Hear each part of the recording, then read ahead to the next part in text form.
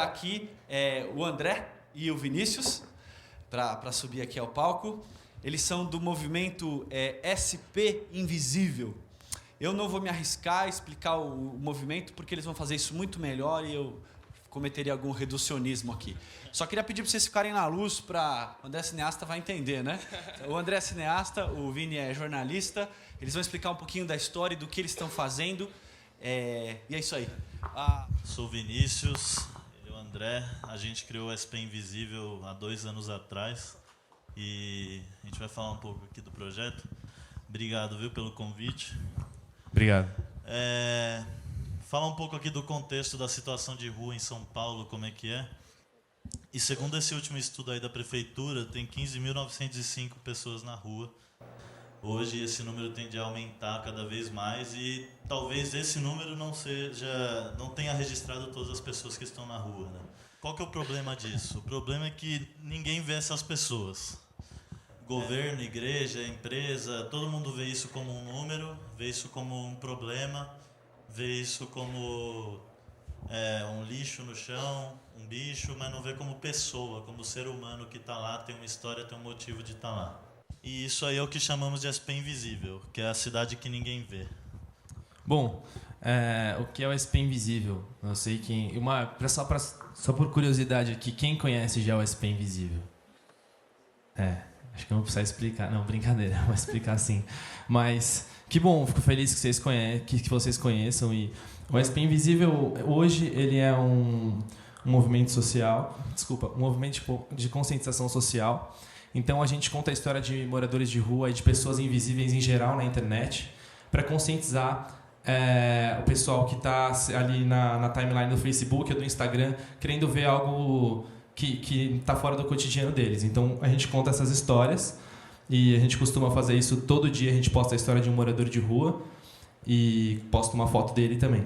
O que a gente quer com isso? A gente quer mostrar para a sociedade que cada pessoa, cada um deles ali é um ser humano e que eles têm uma história. Então, através dessa história, a gente consegue mostrar que eles têm uma vivência, que eles já tiveram família, porque o que acontece é que muitas vezes as pessoas passam por eles e simplesmente dizem, pô, esse cara nasceu aí, pô, esse cara é mais um aí que está na rua, um vagabundo. E a gente acredita que dessa forma, que é contando histórias, a gente consegue mostrar para todo mundo que aquele cara é um ser humano assim como a gente. E as histórias que mais têm mudado a vida das pessoas que estão acessando a página são aquelas pelo qual as pessoas conseguem se identificar. Então, a gente consegue ver desde um advogado que está na rua até um cara que era integrador de pizza ou um cara que teve uma família normal e foi parar na rua. Então, é isso que a gente tem visto na página e as pessoas têm trazido bastante feedback para a gente também.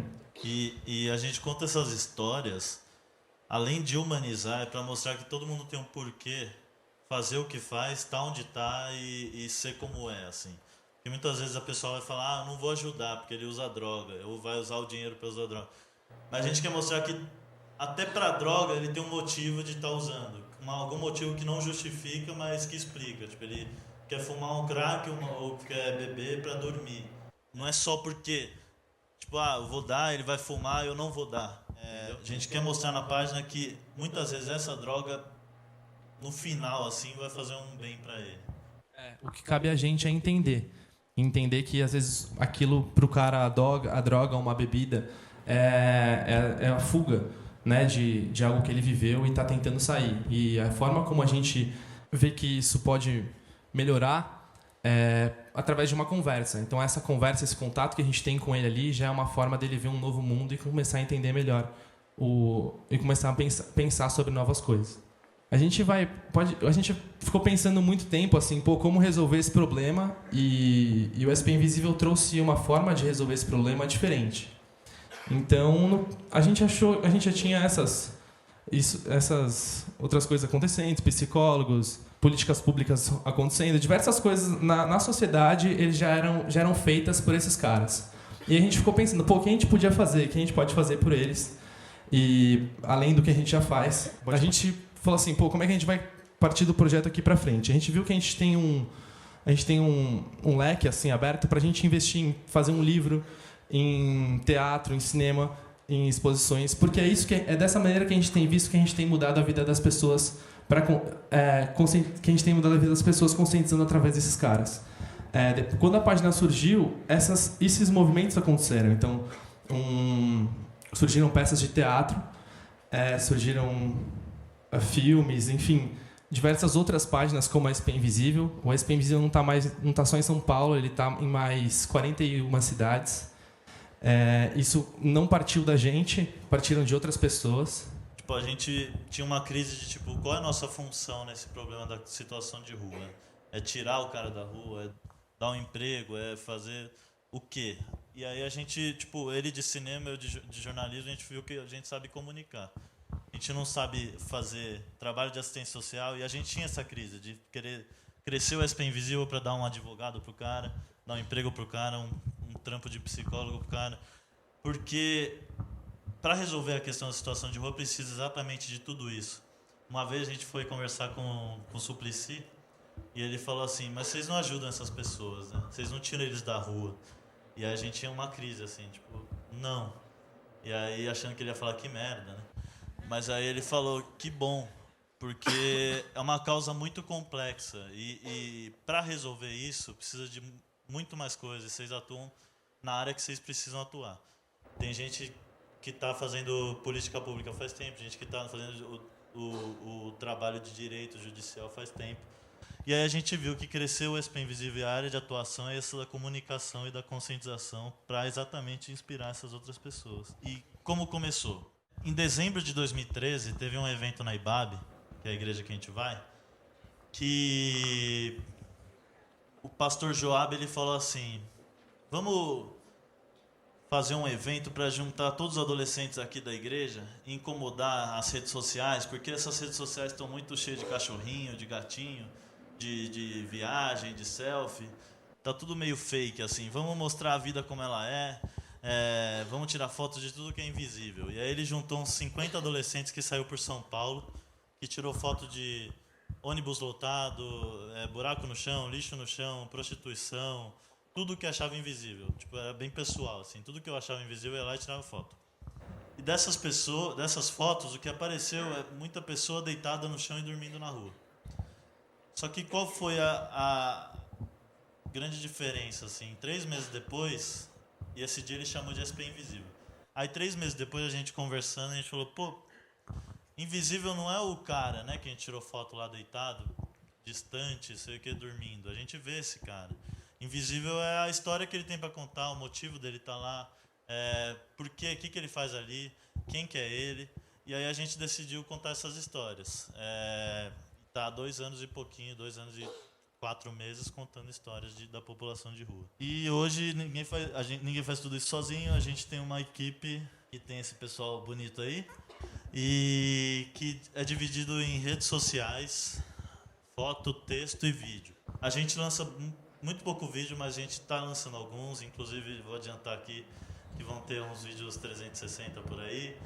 Tudo como forma, porque a gente viu que a foto e o texto é um formato, não é o único jeito de contar a história. A gente pode contar a história de muitos outros jeitos, com intervenções, com teatro e por aí vai. E aí a gente quer investir em outros modelos de contar a história. Tudo isso para conscientizar, humanizar, encurtar essa distância que tem entre nós aqui e as pessoas que passam despercebidas.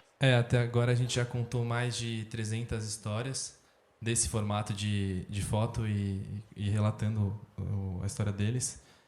E agora a gente veio com esse lance do 360 que também vem, acho que agrega bastante, porque o que a gente quer é inserir pessoas que nunca viveram ou nunca viram um cara desse nessa realidade. Então acho que o 360 vem agregar bastante. A gente também está fazendo alguns lives, então a cada 15 dias a gente sai pela rua e sem saber quem a gente vai encontrar, quem a gente vai passar ali na rua com o celular ligado, eu, o Vini, mais um amigo nosso, e a gente vai filmando e conversando com os caras que a gente encontra. E tem sido umas experiências bem legais também. E é interessante pensar que invisível não é só a população de rua. A gente usa a população de rua como exemplo porque é o mais invisível em São Paulo. Mas a gente já contou histórias de imigrantes, já contou histórias de artistas de rua, já contou histórias de pessoas que trabalham, não moram na rua, mas passam despercebidas pela gente. Tem muito mais que englobe esse nome invisível. Por exemplo, se eu for abrir uma página lá no Amazonas, vai ser outra coisa do que aqui em São Paulo. É o que a gente fala para as pessoas que vêm perguntar, pô, posso abrir uma página na minha cidade? A gente fala, pô, a gente analisa qual é o invisível que tem aí. Porque a gente sabe que aqui em São Paulo os mais visíveis são os moradores de rua. E aí na sua cidade, o que é? Tem muitos idosos, enfim, tem muita gente com dificuldade auditiva. E é isso aí que é o SP Invisível. A gente conta histórias para conscientizar a galera e para humanizar. A gente tá meio nervoso, eu pelo menos, porque hoje minha avó e minha mãe tá aqui. E a primeira vez, a gente fala em 2 anos aí, mas é a primeira vez que elas vieram me ver aí. E aí minha avó falou, você não vai ficar nervoso, você é amigo do Lázaro Ramos, da Fátima, que a gente já foi falar lá também, mas é mais nervoso falar na frente dela do que pra esse pessoal. E é isso, a gente vai, acho que abrir um pouco para perguntas também. Se tiver Obrigado, aí, viu? acho que de 2 a 3 perguntas, a gente tenta levar o microfone até você. Tem alguém? Alguém? Perguntas para eles? Eles falaram um pouquinho de como surgiu. Oi, boa noite. Eu quero saber de vocês como é que vocês lidam quando vocês pegam a história desse cara e vocês viram as costas e vão embora. Como é que vocês lidam com a mente de vocês? A gente disse aqui que a proposta da página é conscientizar e contar histórias só e ouvir histórias. Mas ali depois da história, depois nos bastidores, o Vinícius e o André separadamente, sem divulgar, a gente sempre ajuda também. Eu acho que eu entendi outra coisa sobre a sua pergunta. Então, você perguntou como a gente lida com isso, né? Como é que a gente sai dessas histórias. Acho que no começo... Hoje eu estou um pouco mais anestesiado, assim, eu diria. Mas no começo foi bem difícil, assim. Porque a gente tem o costume de sair todo domingo, e todo domingo a gente faz 5 histórias. E é uma história atrás da outra, assim. A gente fica na rua mais ou menos das 9 ao 1, ao meio-dia. Realmente é um choque de realidade muito grande, mas que é um aprendizado muito rico. Tipo, sempre que eu converso com um cara, eu tenho uma lição e eu tento guardar isso pra mim, eu procuro anotar. Porque, eu acho que todo mundo tinha que ter essa experiência, sabe? De sair do seu lugar e ir lá e falar com um cara e, mano, aprender. Eles querem aprender com a gente e acho que a gente tem muito a aprender com eles. Boa noite, meu nome é Gustavo. Eu sou cristão também, já deixo bem claro. O que acontece? Nós vivemos em o meio cristão hoje acaba sendo muito conservador e às vezes tem uma dificuldade de olhar para esse lado um pouco humano de que existem pessoas que elas têm necessidades físicas como droga. Vocês comentaram que vocês vieram do meio cristão, que pelo menos foi uma ideia que partiu do seu pastor, entende? De vocês começarem a ter um olhar mais humanista. Como é essa parte de você ter que quebrar um pouco os tabus que você tem para aprender a entender até quem não é cristão? A gente começou muito novo. Eu, pelo menos, tinha 17, o André tinha 19, né? 18. E no começo a gente estava fazendo meio que sem entender muito. E chegava até ser um pouco chato que a gente conversava, aí cagava um monte de regra. Falava, não pode fumar, não pode beber, e não sei o que lá. E o que era, no final, uma baita hipocrisia que a gente falava isso, vamos almoçar, pede uma cerveja. E a gente passa a ver que... A gente passou a ver, com o tempo, depois de vários tapas na cara, eu fumo pra dormir, eu fumo pra beber, não sei o que lá. E é uma necessidade como às vezes a gente tem necessidade de falar mal do outro, a gente tem necessidade de ter preguiça e por aí vai. A gente só fica comparando e relativizando as coisas, mas não tem mais certo ou mais errado aí. E esses caras, você falou do não cristão, manja mais de Bíblia que nós, é mais cristão que nós às vezes. Tem uma última pergunta aqui com a Débora, ela tá meio oculta, mas ela tá aqui, tá, gente? Então, a minha pergunta foi a primeira vez que eu acho que eu vi a página de vocês, que eu até mandei um inbox, foi aí que eu comecei a falar com o Vinícius.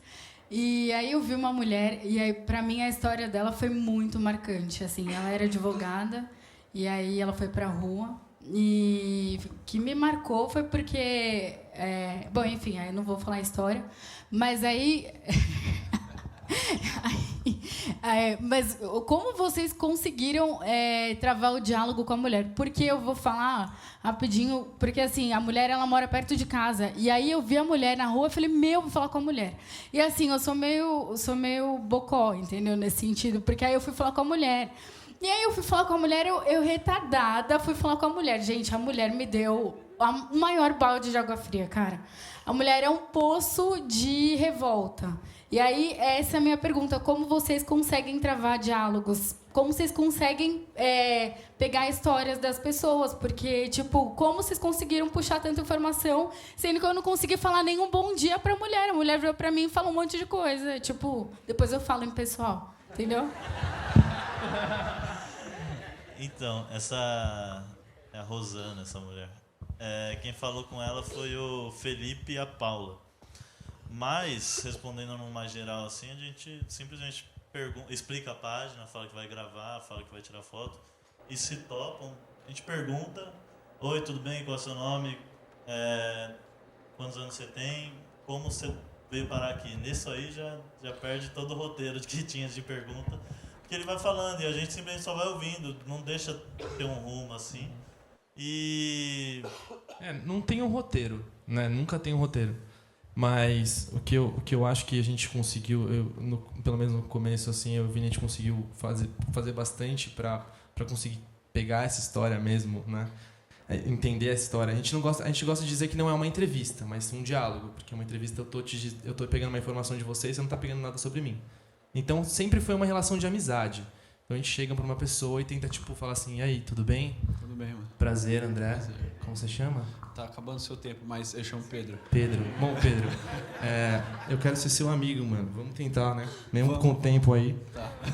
Enfim, mas é mais ou menos isso que a gente tenta fazer. E, pô, acho que se você vai com um amigo, com alguma pessoa que tá com você te apoiando, tipo, é como se alguém sustentasse aquilo que você tá falando, entendeu? Então, enfim, valeu, Pedro. Bola. E tipo, clareza sempre, tipo, explicar o que você quer, se você só quer contar a história. Ouvir, explicar, respeito também.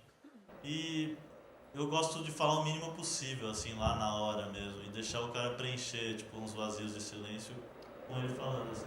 Gente, queria agradecer aqui o André e o Vini. Valeu. Tudo que a gente mais deseja.